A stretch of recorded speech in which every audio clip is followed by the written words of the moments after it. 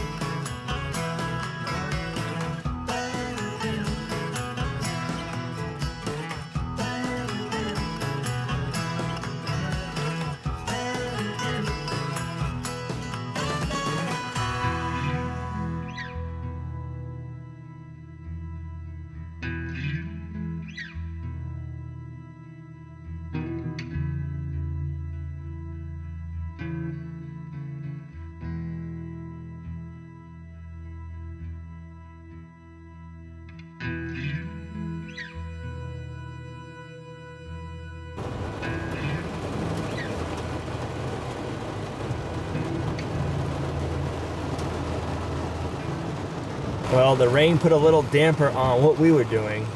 And I don't know if it's gonna be messing up what the well guys are doing. And it might make it so they can't get up here. So we're gonna hang out for a little bit while longer, see if this rain slows down so we can get all of our stuff picked up without getting soaked. We should have brought some soap. Right? And we can actually see how the concrete floor looks and if everything is going to the drain. So we'll get out and check that out when the rain slows up. I was gonna say, you can get out right now if you want. Yeah. I'll wait.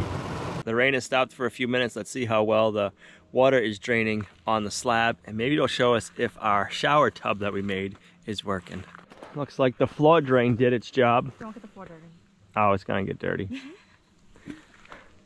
I don't have, you can actually see the water still running.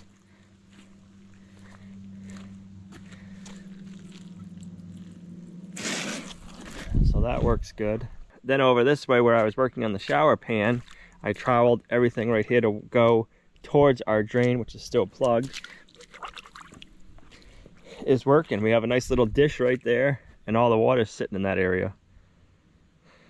You can see it's high. Went that way, and then I kept it flat on the edge of the wall, and it's all tapered in, and then right around this area is where the wall will be, so it's all going back that way. And then once this is open, it will all this far out. Yep. Once that drain's working, everything will just flow right in. We won't have it all pulled up. Then I went to this area and did it that way. So I think that's gonna work. It will. I want to thank Skillshare for sponsoring today's video. Skillshare is an online learning community where millions come together to take the next step in their creative journey. This month, the course that we are taking on Skillshare is Beef 101 by Brian LaFreda. He is a 4th generation butcherer, and he is taking us through the steps of beef, how to choose the proper cuts, and how to get them and prepare them at your house. I don't know about you guys, but we love cooking, and that's one of the big reasons we raise our own food here at Lumnah Acres is we want to make sure we have good quality food all the time. So to be taking classes on how to up our culinary experiences is just one of the reasons we love Skillshare. I've recently just discovered all the different culinary videos they have on Skillshare, and I've been getting lost in them. This Beef 101 class is our first one, and I can't wait to learn more. There is so much. There's sourdough, there's pastries, there's pickling, there's fermenting. Can't wait to dive a little deeper. If you guys want to check out Skillshare, I'm going to have a link in the video description down below, and for the first 1,000 of our subscribers who sign up, you're going to get a 1-month membership free. So thanks Skillshare for sponsoring today's video. Now let's get on with the build.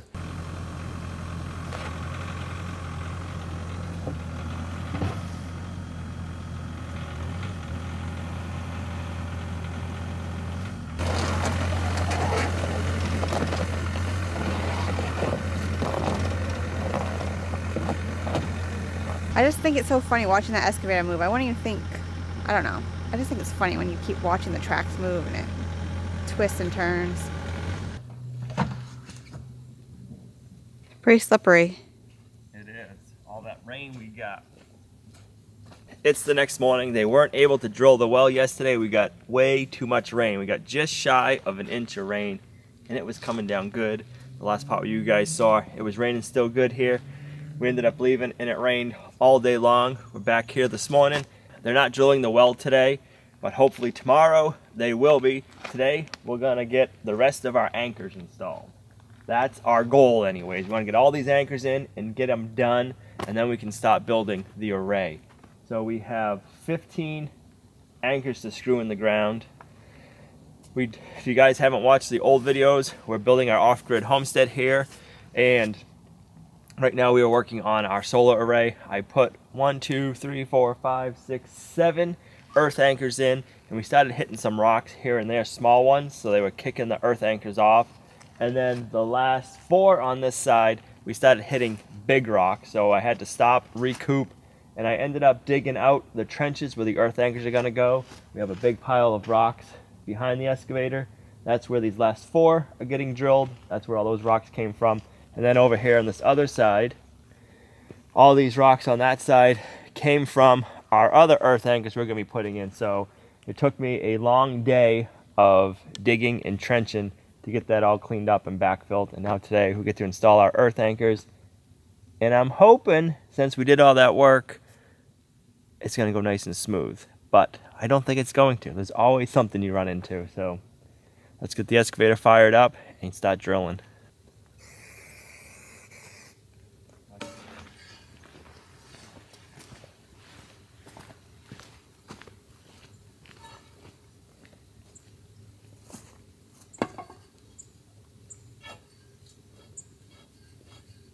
All right, here we go. First screw of the day. We got 15 of them to do. Hope we get them all done today without too many issues, let's put it that way. There's always a hiccup.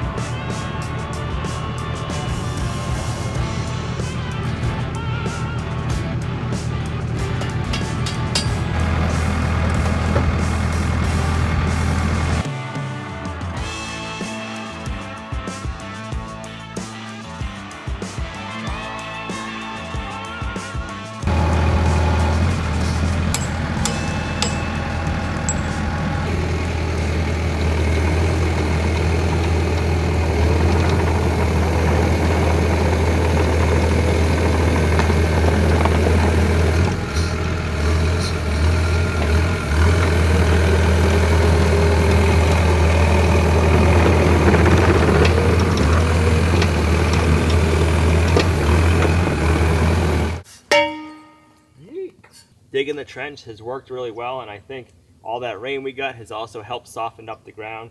Before, the ground was nice and dry, and the drier the ground is, the harder and more compact it is. So I think we have two things working for us today.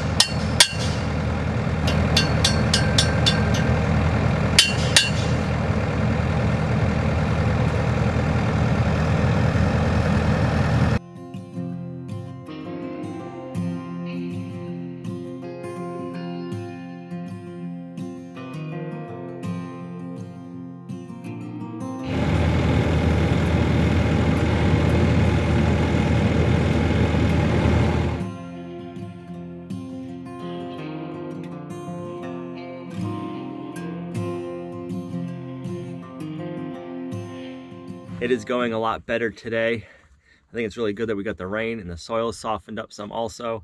But I'll tell you what, it is hard to get these things perfectly plumb with an excavator. I'm not the best excavator operator, so I don't know if it's just me or just in general, because you get so much different movement for everything being plumb. Where I wonder if you were on a skid steer, it just hanging straight down, you have less walking. I'm not sure, but we're giving it our best shot, and it's gonna be what it's gonna be.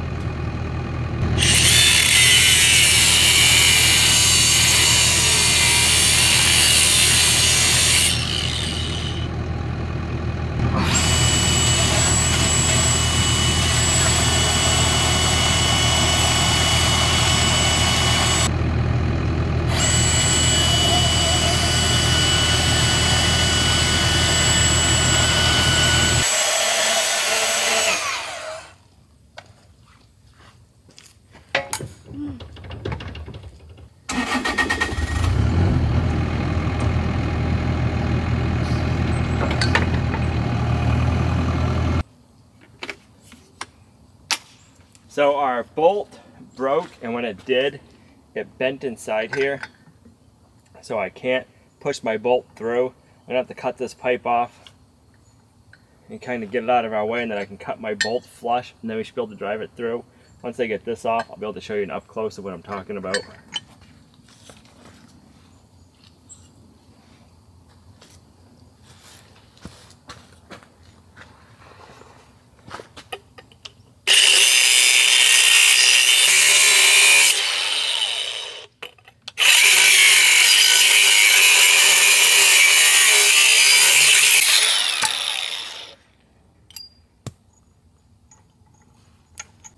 So everything's bent right here up close, and same on this side.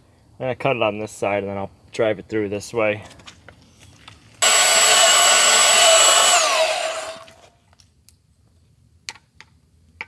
I'll mangle that.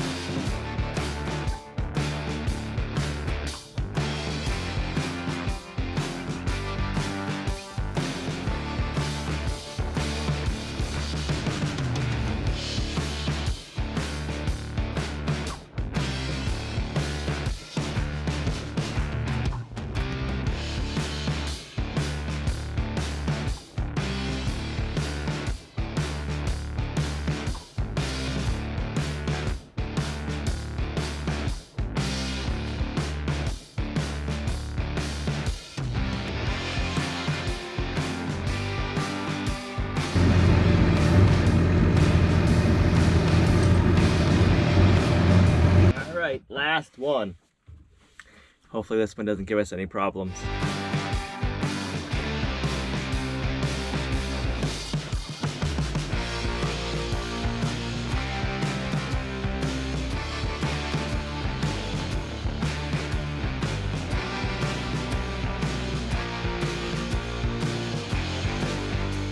That part's done. It is. Those last 15 are in the ground. 80 inches. They're not going anywhere. Then the first 7, they're in the ground at least 60 inches. And then a lot of the other ones, I think we've got 1, 2, 3, 4 that are about 60 inches. The other ones are at least 60, if not deeper. So it's not going anywhere. So what are you going to cut those on? Yeah, we'll cut those back to the height we need once we start getting our pipes, and we'll figure that out. And then it needs like... So then our uprights go in. So the front, the uprights are going to be shorter. The back ones are going to be taller. We'll get everything in place, set up. We'll kind of have it like tacked in place. Then we'll put our top post on. Make sure everything's nice and straight and level and plumb before we weld anything solid. That's where all that's going to really right. matter. All that's going to matter when we get all the upright going up. We want to make sure that's all straight, level, plumb, and then we can get the bases set. We'll just kind of keep everything loose down here, so we can kind of move it around and do ups and downs so we have a nice straight line. How high is this going to be? It's like 30 inches in the front and then 8 feet in the back. So won't be too bad. It'll look nice. I'm glad to have this part done. Everything else is going to take time because we want to be fussy and make it look nice and neat. But this was like the heavy lifting work right here, getting all this stuff done.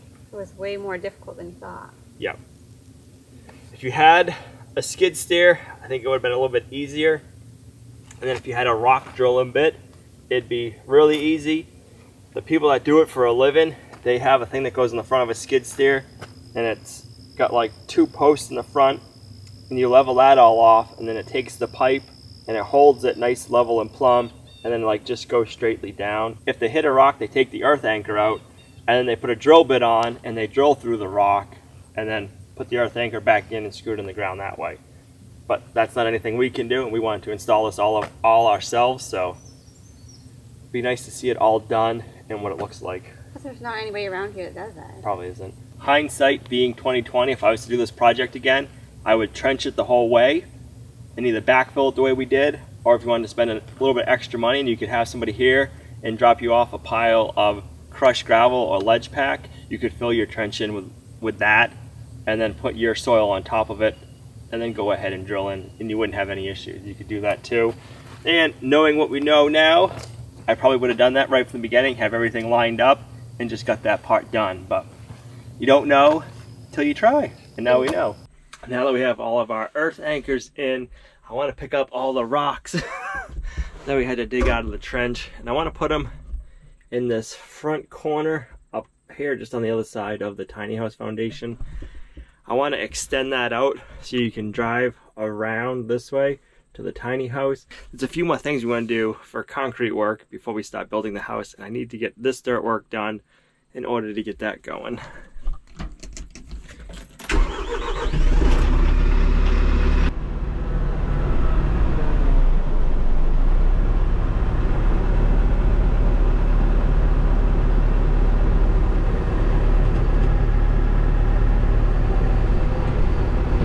And doing this kind of work is how I put that bend in the bucket of the 𝑇YM tractor. Digging into boulders is not what this tractor is meant for, or the bucket I should say, it's not built for. And that's what I've been doing here, because as you can tell, we got a lot of rocks on the property.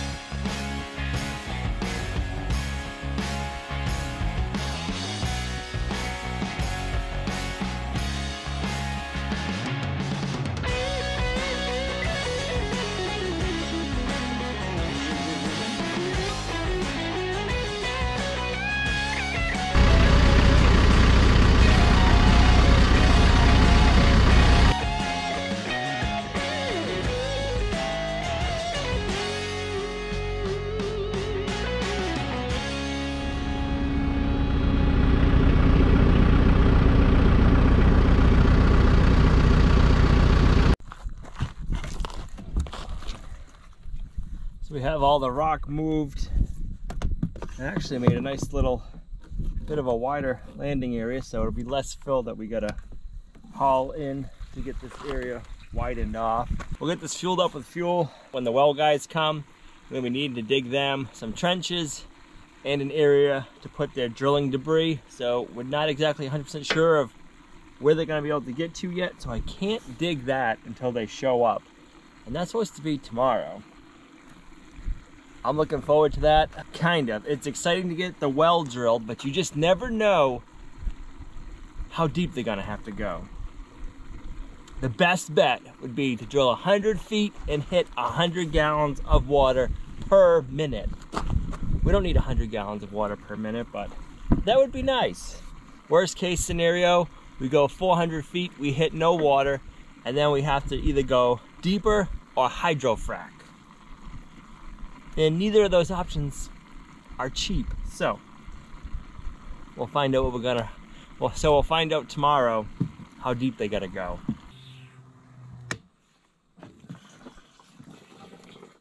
This whole area from here all the way over to there, that's the rocks just from the trench we dug for the solar array. It's amazing how many rocks we can find.